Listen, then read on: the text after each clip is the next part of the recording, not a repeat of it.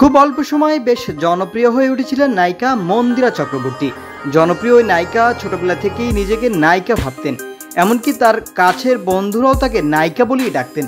যদিও ছোটবেলা থেকে নৃত্যশিল্পী হিসেবে নিজেকে বিকশিত করে আসছিলেন মন্দিরা।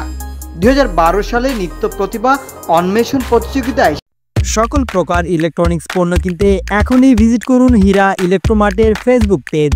সেরা নাচিয়েতে অংশ নিয়ে হয়েছিলেন রানার্স আপ। এরপর নাচের পাশাপাশি নাটক ও বিজ্ঞাপনে কাজ করে আসছিলেন তিনি। এরপর কাজল রেখা দিয়ে বড় পর্দায় অভিষেক হয় মন্দিরার। এবারের ঈদুল আজহায় মুক্তি পাওয়া তার সিনেমা নীলচক্র প্রশংসিত হয় দর্শক মহলে, আর সেই সঙ্গে অনুরাগীদেরও প্রিয় মুখে পরিণত হন এই নায়িকা। এদিকে বিভিন্ন সূত্রে শোনা যাচ্ছে নতুন করে আবারও শরীফুল রাজের সঙ্গে জুটি বাঁধতে যাচ্ছেন মন্দিরা।